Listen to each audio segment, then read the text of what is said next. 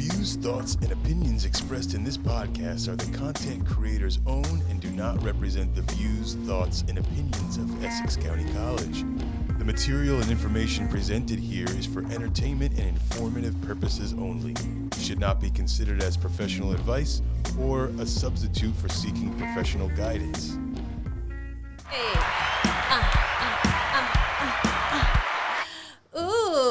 Happy Friday. Welcome to the Stay in Your Lane podcast. You already know it's your girl, Samanta.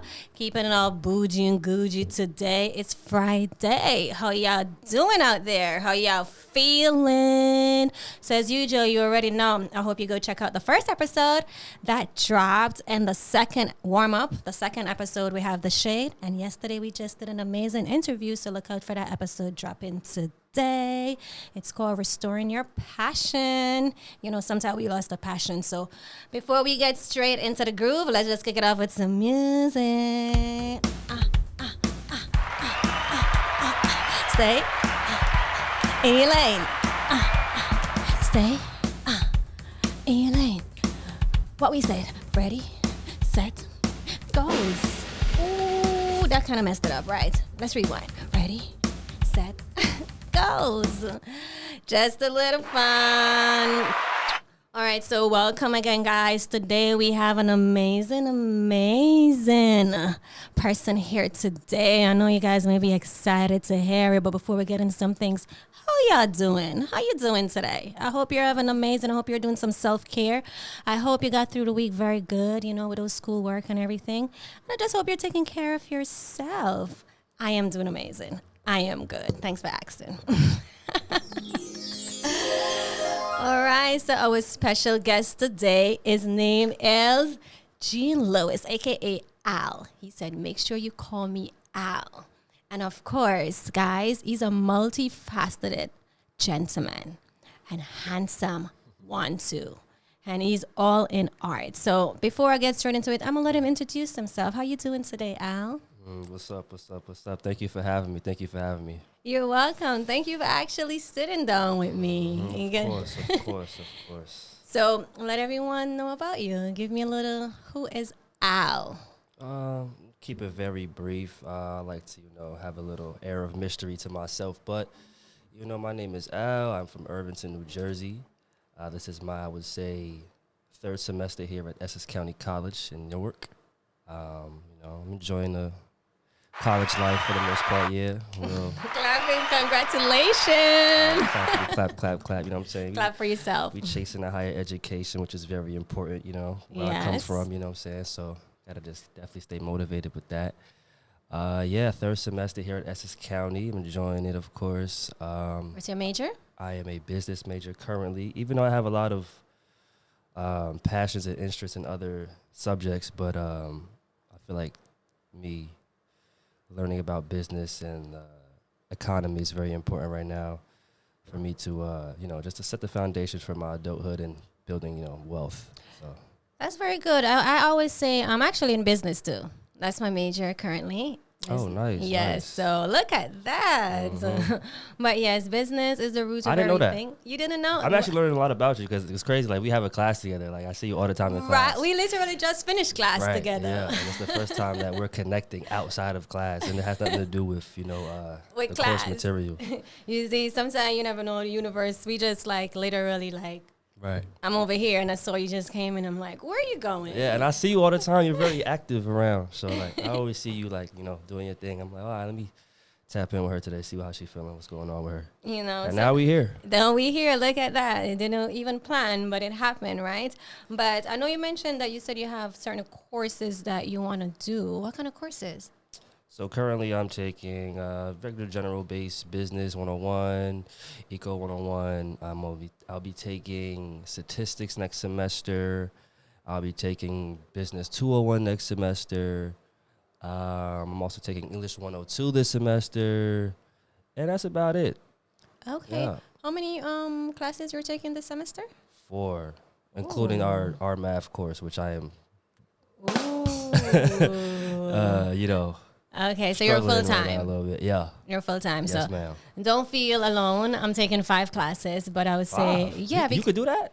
Yes. Well, I just say it's actually for the tutoring, which goes with the maths, make it 5. I just consider that to be one, just mash them all together. Oh, you consider it, but no, I'm taking. I heard you mention economics. I'm actually taking economics. Nice, nice. Who's your 101? professor, if you don't mind me asking? Professor Ulu. Okay. Yes, I just did actually my first test yesterday. 100 question. Yeah. That Guys, fun time, right? Very fun time. 100 question. That's tortured. I let it be Yeah. known. I'm tortured, but no, I'm actually doing business 201 also. Yes, my professor is Professor Rivera, and I did English 102 in the summer because I took summer semester. Oh, you trying to get out of here? I have to be on full time, so I have to do 12 credits or more. Right. And maths? That's we're in the same class. And then what else am I taking?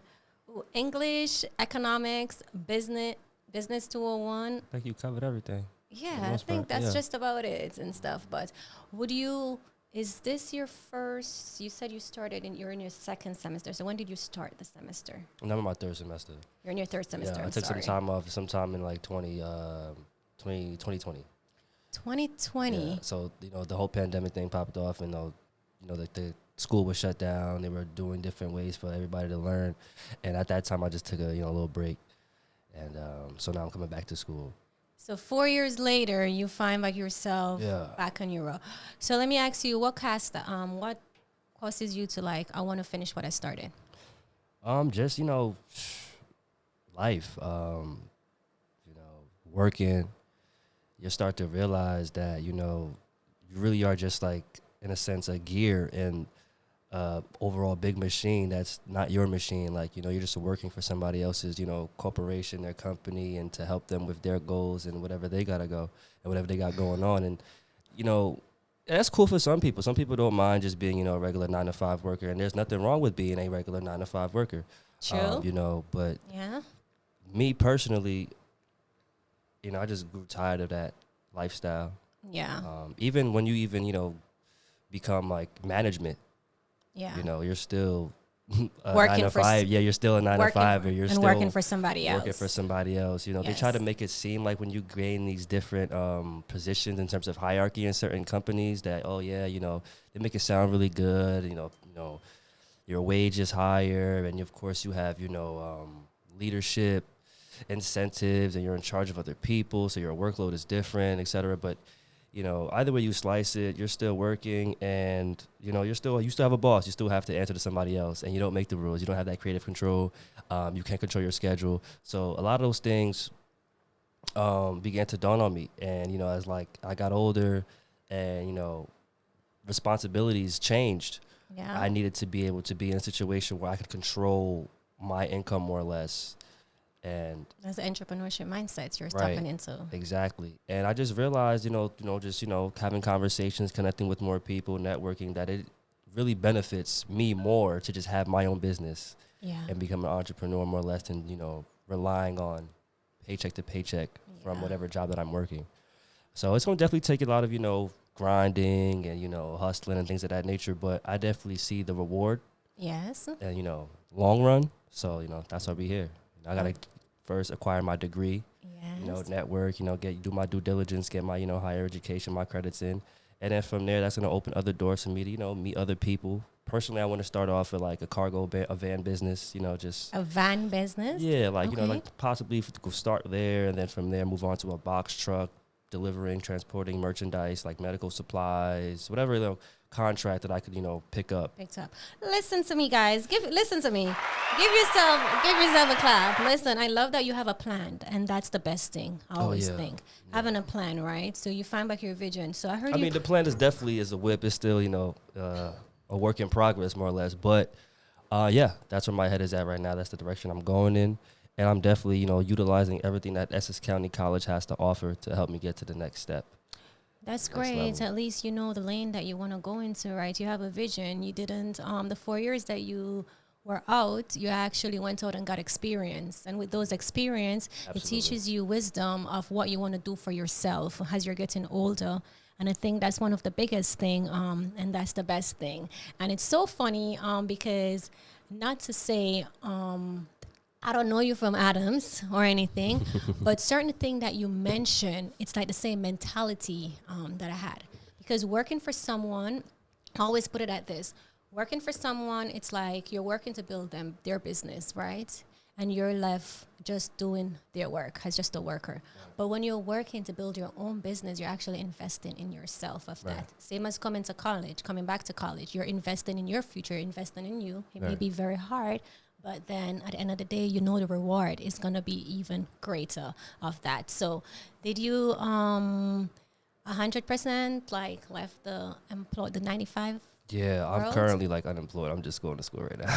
Well, listen, you're not you're self-employed. Yeah. You're self-employed, your education, that's what you're focusing on because it's going to carry you to be to the bigger I'm picture. definitely just, out here selling services, odd jobs, etc. You know what I mean? But yeah, sometimes I do little things on the side. I might, cater something because, I have a little background in, chefing it up and culinary. So I might, cook a pan of food for, a friend or something for an event for like a little, a little side money. Or, I was more or less before more into like fashion and clothes and things of that nature. So I tend to resell some of my old clothes and, sneakers and things of that nature just, Oh, you have a little store in the house. You have a little closet shop in the house? Yeah, I got a lot of clothes. Too much clothes, to be honest. All right, so I'm going to take you back a little, Nash. So I know I'm talking to you earlier with your introduction. I know you mentioned that you from Irvington. Mm-hmm. Is that where you were born and raised? Well, no, I was raised in Irvington for sure. I was born in Orange Hospital. I don't know. That's a little throwback, but yeah, I was raised in Orange. I was born in Orange Hospital. Yeah. And I was raised in Irvington. I went to every school in Irvington, from Florence Avenue School over there on Florence Avenue to Union Avenue Middle School over there on Union Ave to Irvington High School over there on Clinton Avenue. Okay. I don't know much about Irvington. I used to work in Irvington. I know the Value Zone. Is it that Value Zone that is on Springfield Avenue? It's in the center, yep. It's in the center, yes. I used to work right over there with a company that I used Value to work Zone been for. there for a long time. Since you were a kid? Yeah, it's been there for a long time, yeah, for sure. Okay. Yeah. So let me ask Al, back in high school, who was Al? Yeah, growing up, who is Al? Because I see you here like a fashion kid. I'm trying to find out how you find I was still, path. Of course, as we all are, even as we speak now, we're still figuring ourselves out, right? Yes. In high school, I was, probably not too different from what I am today. I was very much involved in my school, a lot of clubs, because I never wanted to just immediately go home after school. I felt like just going home after school was there's nothing really there. It was just boring. I could always just turn on TV and play a video game or something. But I always wanted to engage with the other students at the library, playing basketball. I used to practice with the track team sometimes. Like I said, I was involved in a lot of clubs, so there was club meetings.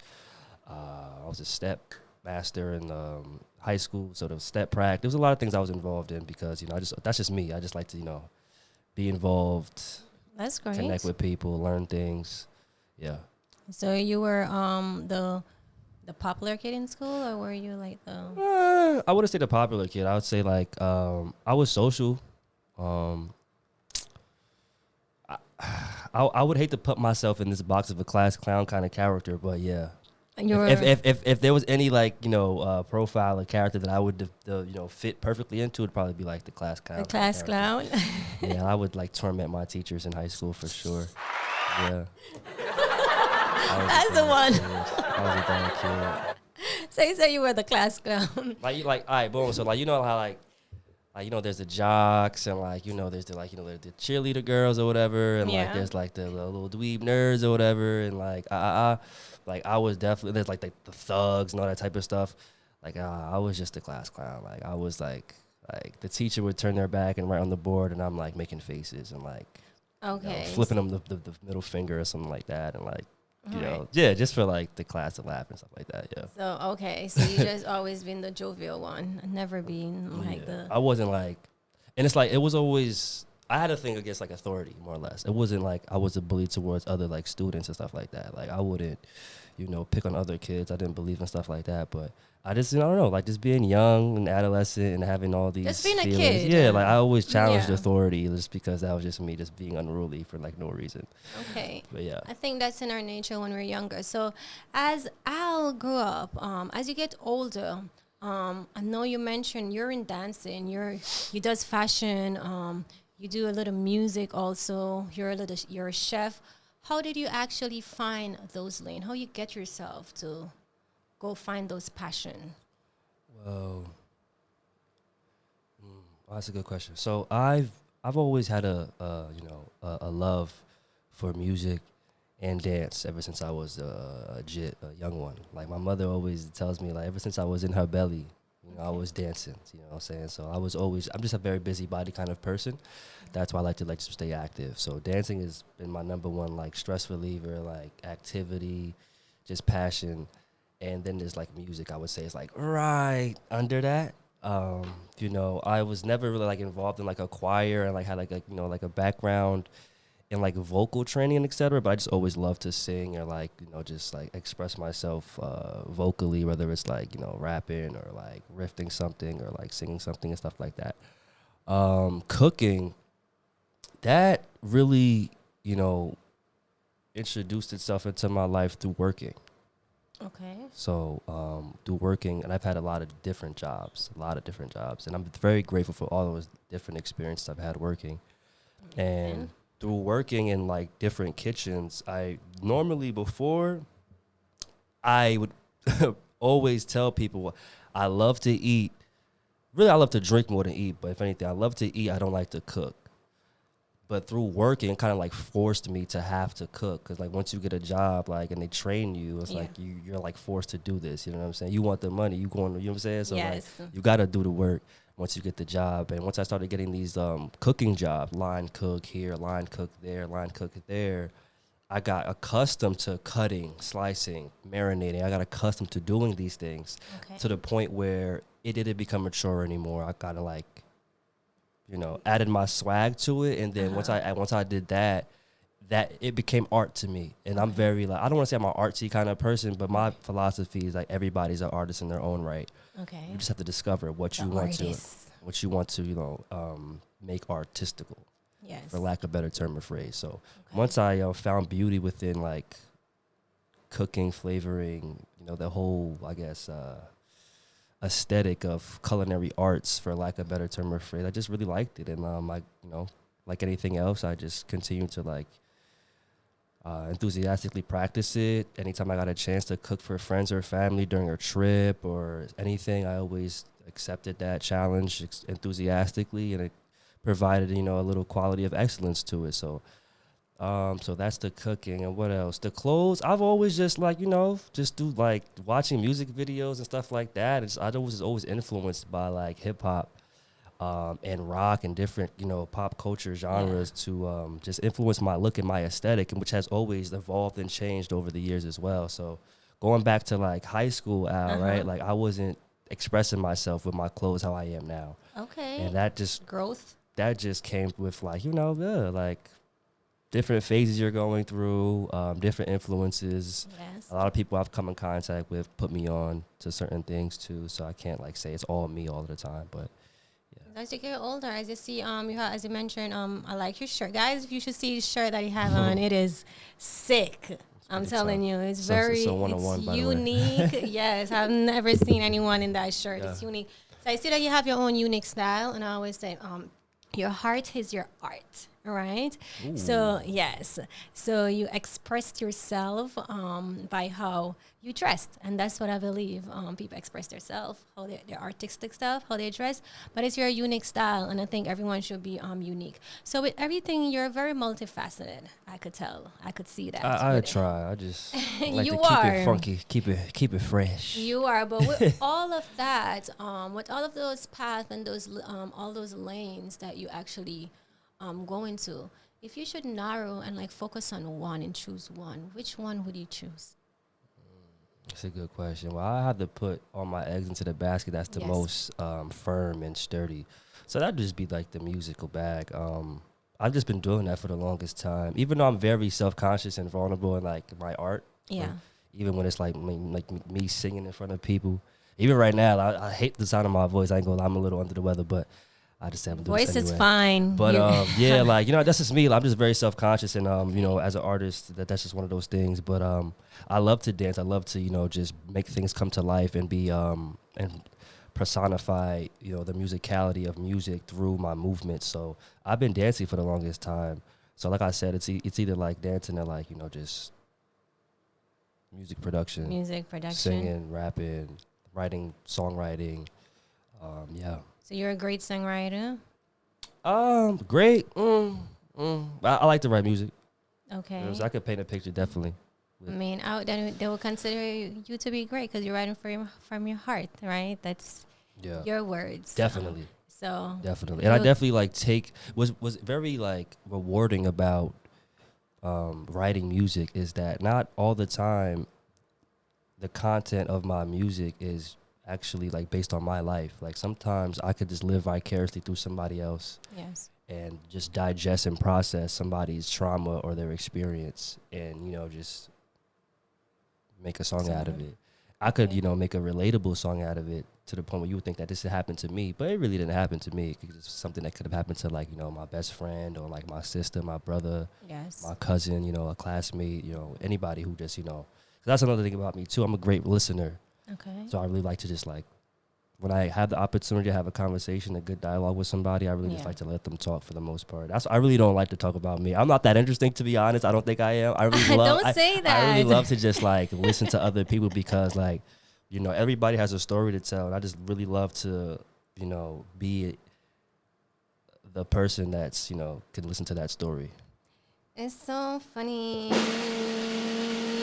I got to put a drum roll for that because he said 2 points that actually sticked out to me. And one is about listening to others and, you know, a person going through a trauma or whatever it is, having a listening ears. And also everyone has a story. So it's so funny I piggyback off that because in my my first 2 episodes on this show, I talk about myself and my trauma, like just an introduction so people can know who they're talking to whenever I go to interview someone. But it's my first time actually like open up. I like tell people what I went through, my journey and everything that can come in here. Yeah. But one thing I always say, your story is your glory and your story is yours and you should own it. Because as you said, everybody has a story, right? Absolutely. And you never know who you might inspire or anything. Absolutely. But picking off at that, you mentioned something about trauma. Al, has you ever been through any trauma in your life as you're getting older now? Like you can share one experience that can actually change you into a better, that you use it to make you into a better person, or you're still maybe that's a couple trying to of master things. it. I mean, you know, coming from humble beginnings, there's a lot of like traumas that I definitely been through. Some are more, you know, traumatic than others, but I'll share a little. So I was recently, this is actually perfect. It's crazy. And I actually felt ways about this situation for like months, and it affected me. So I was a manager at a popular grocery store. I'm not going to name the name of the grocery store. The unnamed one. I'm not going to name the name, but I was a manager I was a manager in the seafood department of a very popular grocery store. And me being at the, you know, head of this department, I was in charge of, you know, a series of things, just basically making sure the daily operations were met and completed every day, while at the same time working with a team of, you know, like-minded individuals on my team. So we worked with seafood. So I would place orders for product. I would make a schedule. I would basically, you know, be running my own business, for lack of a better term. And that's why I really am grateful for that experience, too. Yes. I was ultimately separated from that position because due to a ethical situation. So me being me and understanding business, I always had a business mindset, always. So like me being in that position actually worked hand in hand and taught me a lot. I did make a mistake, though, and I suffered the consequences of that mistake. But you know, you live and you learn. But the mistake was that I was trying to repurpose a product and produce more of it. Okay. So what was going on was I was basically trying to consolidate pieces of fish and convert them to a sellable product, right? Okay.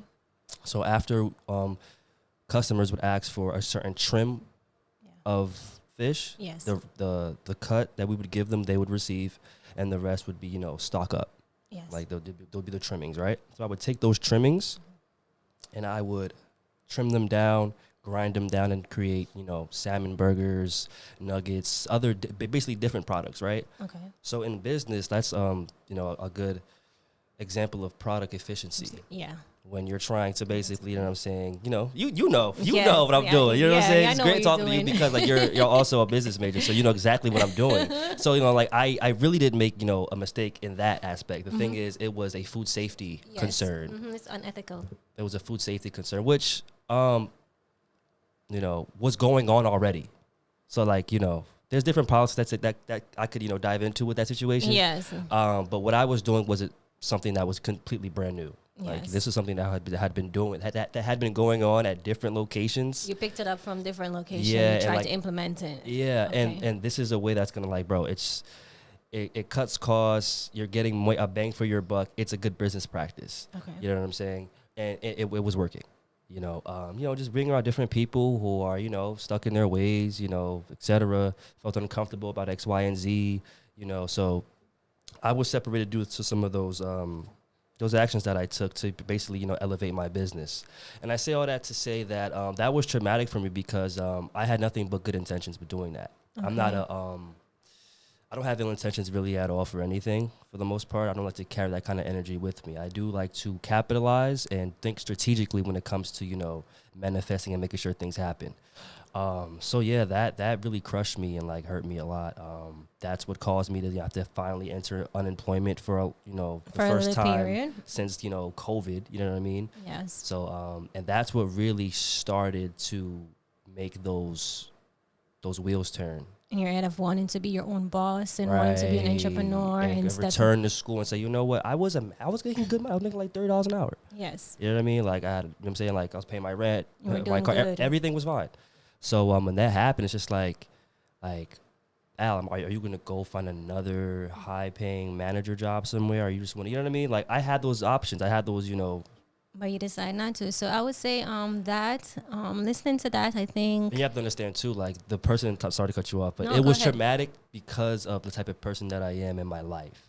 So when I'm creating opportunities for certain people, when I'm taking care of my mother, when I'm, you know what I'm saying, like when you're the Yes. type of person who other people depend on, Yes. and something like that happens, It affects you. it because affects you not only affected me, it them. affects a lot of other family. people as well. So that weighing on my shoulders, it was a very dark time for me. So me coming back here is almost like a breath of fresh air for me, and so that's why I said I'm very grateful and I'm enjoying my experience. And that was my traumatic story. Thank for you for you. sharing. Thank you for sharing that. I'm very sure you can inspire someone else out there. And listening to that, I think they always say you're big on the Father above, right? That He guide us, right? So sometimes we're going on a path that we think on the right path, and then something just happened, and then just turn us around and make us go back to something that we have started before and revisit back that, not knowing that maybe that's where you need to be. So maybe timing, you understand? Because look at you coming back to, even though you lost so much, right? You coming back to college didn't even have the mindset of thinking that I want to go back to finish a degree. But because of that situation, it pushes you to go to something that's going to benefit you, that you're doing for yourself, something that can actually take you to a next level and creating more wealth than what you were getting before, which can triple it. Of course, right now in the timing, it may seem like because you have to work towards that new goal in finishing what you want to do in order to produce what you were making before, but you never know in time. They always say in time, right? You may even turn around and even make it more than what that supermarket was giving you. You understand? So I say sometimes when certain things happen, we're like mad at ourselves. I don't know if you were one that was mad at God for what happened and like, why me? Because you're in such a good path and a good lane. And then now you just, a curveball just hit you. But just know that sometime those opportunity is set up. They said when one door closed, the next one is open. It doesn't mean like that closed door is actually your opening for a new path and a better path for you to go on, because here you are at college and you're pouring into yourself, you're pouring into your future. You may not see the return on investment right now, but by the day as goes by, each day when you're coming into school, you're getting it. And at the end of the semester of everything, you're going to cash that out. You understand? And that's going to be yours. And you're going to take that and you're going to put it in your business, that the business plan that you have, and you're going to go towards what you need to do for you and your family by creating generation wealth, not only for you, but for your family. Being there was just a paycheck that you were getting for the moment. Yes, we need it on every single thing, and it hurts of that, but just know that that pain and that trauma is going to turn into a glory of victory. Because as I said to you, I had a similar experience and I had to go through it. I told you my age at 29, a car accident that took me out. I was supposed to own my own business and a job that I'm like, why me, Lord? He put me to go on unemployment too. Never been on that. Right. And I was so mad. And I came to school. School was my escape. Mm-hmm. And that's what brought me here in February. And as I'm getting older, I mean, not older, but as the days going by and we're learning and we're growing and we do some spiritual healing and revisiting, sometimes we wonder, why did you take me back here? You came to college in 2020. We're in 2024. Right. You didn't have it in I'm very sure you had in your mindset to go back to college, but not in 2024, right? Mm-hmm. If that situation didn't happen, would you be on this journey? Honestly, no. No? I'd probably still be there. You would still be there, right? Yeah. Mm-hmm. And that's for the money, right? Yeah. Will you coming here now on this journey, have you learned anything about yourself? Yeah. You have? I think I'm still learning things every day. You're still learning things every single day? Yeah. But both negative and positive. But you got to take the, the good with the bad. You have to take the good with the bad, right? Yeah. But I'm happy you're doing something for yourself. Yes, and yes, I believe it's going to work out for the better. It's just, we just got to thank God sometime for actually investing back in ourselves and in our path. Right. I know that's right. Yes. So don't worry. Who you telling? I'm telling you, Al, you got this, all right? So we're over the 30 minutes mark. I don't want to make this too long. And so I know you said your lane is dancing, and that's your best lane. But any advice throughout your experience that you want to give these students out there, anyone out there, any advice, anything you want to left them with? Yes. Definitely just put yourself out there. You'll thank yourself later. Sometimes, for the most part, you're just overthinking. You're too much in your head, and think less and take more action. Just do it. You'll thank yourself later, and you'll learn more in that uncomfortable exposure of yourself than you preserving yourself. You know what I'm saying? Like a lot of people, it's a lot going on. People are shy. I get it. Introverts, I get it. But that's the learning curve. Is you'll be surprised how much can get done, how much your life can change in a year if you really just, put yourself in those uncomfortable spaces and be more vulnerable and just and put 100% into everything. Yes. Yeah. I always say take that action. Ooh. Take that action. A lot of us overthink, we plan, we strategize. I fall victim to all of these things that I'm mentioning. Trust me. That's why, it's a battle every day, but take those chances, take those actions. Don't just think about it. Don't just write them down. You know what I'm saying? Yeah, definitely just do it. Drum roll for that. Just do it. Take action. I always say start scared, right? Sometimes fail. So to be honest with you, I'm pretty sure I just failed that math test we just did, but it's all right. Because I need to fail to get better. That's the thing. Like, you're never gonna even understand where to make adjustments if you don't even try. If you don't fail, you're not gonna know how to get better and succeed. That is so true. You gotta take action. Just fail. Just go out there and fail. Clap for that. That is so true. So start scared. Many people don't plan to fail. They just fail to plan, right? So start scared. Your journey, your mistake will help you to get better, as what you said. I like that. And yes, we both, fear is the biggest dream killer. So don't let your fear win. You can beat that. And I just want to thank you so, I know we're running out of time, 35 minutes, that's okay. Appreciate it. I want to thank you so much for even, even sitting on here talking to me, share your experience. You understand? This was a very insightful, getting to know you. Never know, maybe in the future for season 2 we can do part 2, and continue the conversation. But I just want to say thank you. Your story may inspire somebody else.